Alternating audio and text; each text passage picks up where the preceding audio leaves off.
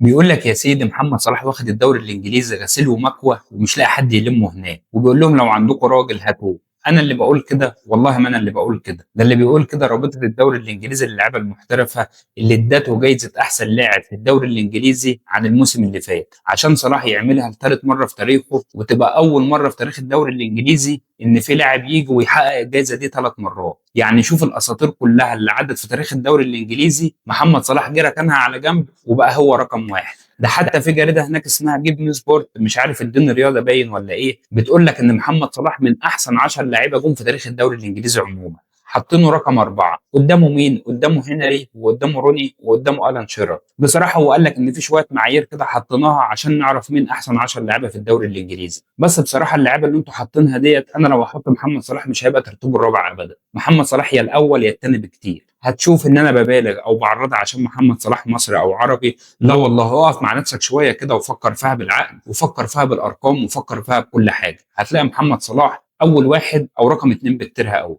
وهقول لك على حاجه تانية انت ممكن تعارضني فيها، بس انا متاكد ان في ناس كتير هتتفق معايا فيها. محمد صلاح اكتر لاعب انا شفته عنده استمراريه بعد كريستيانو وميسي. محمد صلاح من يوم ما وصل ليفربول داخله دلوقتي في 9 مواسم. محمد صلاح في خلال ال9 مواسم دول كان في البيك، وانا ما شفتش حد بصراحه بيعمل الموضوع ده غير ميسي وكريستيانو لمده 15 موسم مثلا ولا حاجه، فضلوا يطحنوا في بعض. فمحمد صلاح يستحق بصراحه المكانه اللي هو وصل لها، عشان بس عرف يحافظ على نفسه وعرف يستمر، وعرف يستمر على المستوى العالي ده المده دي كلها. معلش شوف نفسك انت، بس لو حبيت تروح الجيم انت ما بتعرفش تلتزم اسبوع ولا اتنين. شوف الراجل ده عمل ايه في حياته عشان يستمر على المستوى اللي هو بيقدمه ده العمر ده كله، وان هو وصل 33 سنه ولسه لغايه دلوقتي بيدغدغ الدنيا في الدوري الانجليزي. محمد صلاح الموسم اللي فات يا جماعه ما سابش حاجه في الدوري الانجليزي الا ما خدها بسم الله ما شاء الله. خد هداف الدوري، خد اكتر لاعب صناعه للاهداف، خد اكتر لاعب مان اوف ذا ماتش الموسم اللي فات في الدوري الانجليزي، وده رقم قياسي اتعمل في الدوري الانجليزي برضه محمد صلاح حققه.